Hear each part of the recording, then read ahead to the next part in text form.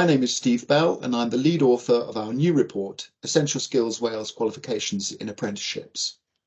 The ESWs are the literacy, numeracy and digital skills that learners need to develop and attain in order to complete their apprenticeship frameworks. We were really pleased with a strong response to our invitation to learners, tutors, assessors and employers to respond to our online survey. We had nearly 1,200 responses to that survey. And we spoke with around 200 more on our visits to providers. And we'd like to thank everyone who contributed to our work in that way. We found that providers are working hard, but have three main challenges in the delivery of ESWs.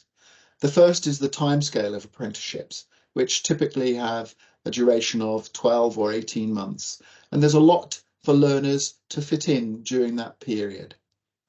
The second is the scale of the learning challenge for learners who often have not attained their GCSE maths or English or Welsh. So learners have a long distance to travel in terms of learning in order to be ready to sit their ESW qualifications. The third is the way in which the qualifications themselves are assessed. These often require learners to demonstrate their skills in generic contexts rather than through their vocational interest. And this is not motivating for these adult employed learners. So, for example, carpenters told us that they want to learn maths that helps them improve their carpentry, and that they find much of the learning they're required to do to attain their ESWs is not relevant to them, and so they're not motivated to learn. For these reasons, we found that the teaching and learning was unhelpfully focused on preparing learners for their external assessment, rather than developing their literacy, numeracy, or digital skills for life and work. We identified 6 different delivery models that providers are using, which we detail in the report, and we invite providers to reflect on their delivery models based on the advantages and disadvantages of each of the models that we describe. We found very few learners taking ESWs through the medium of Welsh.